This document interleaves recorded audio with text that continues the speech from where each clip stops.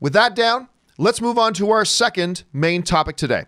And our second main topic today gets submitted to us by Kyle Arking, who writes, "Hi, John and Rob.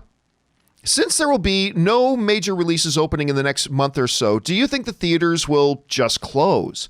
I'll just be rewatching Bond films at home until No Time to Die comes out. Thank you, and I wish you both a great day." All right, thanks a lot for sending that in, man. And that has been a big question that we've been kind of debating and discussing for the last week or so. Now, of course, as Rob just alluded to, we discussed late last week, that the major movie theater chains in North America, AMC and Regal, made the step to limit their capacity of their theaters to 50%, up to a maximum of 250 people. So if you had a movie theater that was 600 people large, you wouldn't get 50%. They would max it 250. Otherwise, they'd max it out at 50%.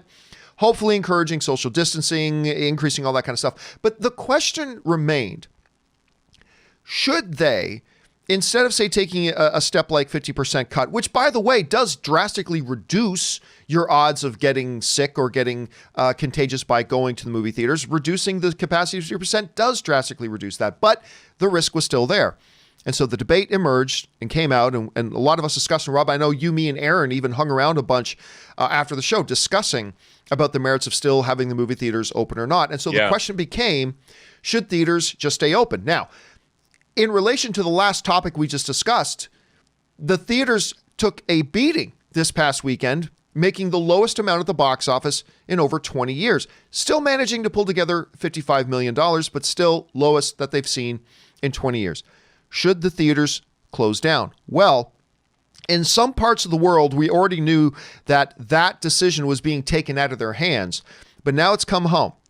As in New York and Los Angeles, the two biggest, most important pop culturally cities in North America, have made the decision that at least for a few weeks, movie theaters are being forced to close.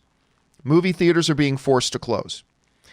And it raises an interesting question, Rob, about the notion of should we still be going to theaters and putting public health over the interest of other certain factors, about whether this is a good idea. Now, listen, I am of the opinion, and some people didn't like that I felt this way, but I do, and if you don't like that, oh well. I was of the opinion that I had no problem, some concern, but no problem that theaters were deciding to stay open with extra precautions and extra measures to try to keep everybody safe. And if there are some people that still chose that they wanted to be able to go to the movie theaters, so be it. However, that being said, I was also very, very fine with the idea of a theaters wanting to close in this situation. And Rob, a very interesting situation, or a very interesting kind of report came out over on the Washington Post. And over on the Washington Post, they basically put together this simulation. Now follow me, guys. This is why I think and how it relates to movie theaters being closed down, all right? This simulation that the Washington Post put out, it basically suggests this. And this was a thing that they had put together, or that they had shared with everybody. Now imagine they said you have a town, and we'll see, I'll show you why this connects directly in with movie theaters and movie theaters being shut down. But I thought this was fascinating. You see on the screen a bunch of dots, right? And we're about to start a new simulation. The teal dots represent healthy people. The brown or crap colored dots are sick people. And the purple dots are those who have recovered. And you'll see the chart up near the top there of what happens over time. So this is a simulation of what happens if a town of 200 people just don't engage in any social distancing. Okay, everybody just keeps moving around and living their lives as normal. Here's what happens. So it starts off, you see the chart, time passing, and you can see as the infected dots come into contact with healthy dots, the healthy dots start to turn to the brown shit color. Now, eventually, the brown dots start to recover. That's the purple dots. But you see very, very quickly in the chart that there's no healthy people left. Everybody quickly got infected, right? So imagine now in a movie theater, and with the survival rate, that means if you were in a movie theater of 200 people and the lights went off and suddenly the lights came on again, that means 4 to 5 to 6 people would just be dead in your theater, right? So that's with no social distancing. Now, then they tried a simulation here of what happens if you have a little bit of forced quarantine. Well, forced quarantine doesn't really work all that much because you see the sick people are on one side. But what happens is the reason the box is now open is because that represents that eventually people get out of the quarantine area. And if everybody just keeps moving around at their own rate, you can see at the chart at the top, the infection rate slows down, but look at the numbers of recovered, healthy, and sick. Eventually, boom, zero healthy. Everybody got it, and eventually everybody recovers, but, I mean, you're going to have a fatality rate. Then they put out another simulation, and this is, okay, what happens if 3/4 of the population decides to not move around socially? 3/4 of the population decides to stay put, and 1/4 of the population, because you can see a bunch of the dots just aren't moving at all, right? This is a simulation of what happens if 3/4 of the people decide to engage in social distancing. Well, look what happens. The spread of this thing reduces drastically, and the recovery rate starts to catch up with the people getting sick rate.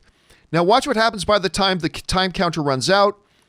Boom, you still have 79 healthy people. So then they did one last one where it's like, okay, forget 3/4. What happens if 8 out of every 10 people stay home, 8 out of every 10 people engage in social distancing? What happens then? This is what happens. As you can see, there are much fewer dots moving around, and there are still people getting sick, but look at the rate. And look at the rate of recovery compared to the rate of people getting sick. It's enormously smaller. It's enormously smaller. And eventually what happens, look at the time, we're getting near the end of the clock. The amount of recovered people exceeds the amount of sick people, and we still ended up with 150 people. 3/4 of the people didn't even get it. Rob, the reason I found this so fascinating when I came across this chart was that this basically does represent a nice microcosm. If we as a society and moviegoers, let's limit this to the whole movie theater industry and us as moviegoers. If all of us stay just as active as ever, well, what's going to happen is it's inevitable. It's science. It's math. Everybody's going to get this thing. Everybody's going to get sick. And eventually most people will recover, but a lot of people won't. There's going to be a good chunk of people that don't.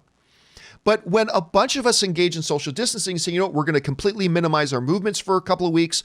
We're going to stay hunkered down. We're only going to go on what's absolutely necessary. We're not going to go into large crowds, blah, blah, blah. When we do that, yeah, some people are still going to get it, but it's going to limit it massively. So, Rob, while I personally didn't have a big problem with the idea of movie theaters trying to take extra steps, trying to keep everybody as safe as possible and yet stay open, it's also kind of a common sense thing to shut it down. As a matter of fact, in Los Angeles alone, too, they just also announced all restaurants have to close. They can still do pickup and takeout and delivery service, but restaurants have to close, too. To me, it sort of seems like the faster all of us embrace this whole social distancing thing, the faster we're going to get past this crap and we just get back to life. And that's what it seems like to me. So to me, it seems like a common sense thing. Rob, you heard about the fact that LA has shut down movie theaters. New York has shut down movie theaters. I'm sure other major cities are going to be sure to follow. What do you think of the move, and how do you think this is going to impact things overall? Well, John, I think I have to say I've kind of found this whole response and how quickly it's happened to be rather, I don't know, uplifting, if that makes any sense, because you know, people hunkered down. They immediately look. There are those idiots that bought lots of toilet paper. Why? It's not like you got food poisoning. What do you need lots of toilet paper for? I don't know. But the fact that people embraced this, they did what was needed to be done quickly, has been rather uplifting to me. I'm like, you know what? People did what they need to do. I've watched so many videos, like in Italy, that one guy playing John Lennon's Imagine on the trumpet on his deck, you know, in Rome or someplace, and everybody's listening to him. I've found all of this very enlightening. What has disappointed me sometimes is seeing, like, St. Patrick's Day, you had a lot of younger people going out. What people need to understand is you might not be at risk of dying, but you still become a disease vector. You know, if you're you know, a young person in your 20s, and obviously there's not a big fatality rate, that doesn't mean you don't get the disease and you don't become an incubator that spreads it. And that's been a little disheartening. But I think that what everybody did, I mean, normally everybody does everything for money. This social distancing is the amount of money that it is costing the world is, I think, incalculable. It's And insane. to see that everybody has just nope. They alleviated. They have taken a moratorium in California on evictions if you can't pay your rent. They've stopped any eviction proceedings, which I was like, that's amazing. And everybody from all walks of life at every level, whether it's businesses or on the personal level, have banded together to do something. And you know what? I'm like, well, let's do this with global warming when this is all over. Or let's do this and solve all of the problems of the world and do it the way, I mean, you suddenly put someone's actual health, like if they're going to die, well, all of the long-term problems, like let's say pollution. Why don't we solve all of the problems this way? Because it proved to me that humanity can pretty much do anything when called upon. And I think that's pretty uplifting. So good on humanity. Yeah, and I heard one doctor say something very interesting that just makes sense, but I hadn't really thought of it that way before. They said, you want to know the best way to stop this thing from affecting, and just the best way for us to all get past this thing really quick? Everybody's worried about, what do I need to do to not get sick? He said, this is the attitude everybody should have. Imagine you are sick.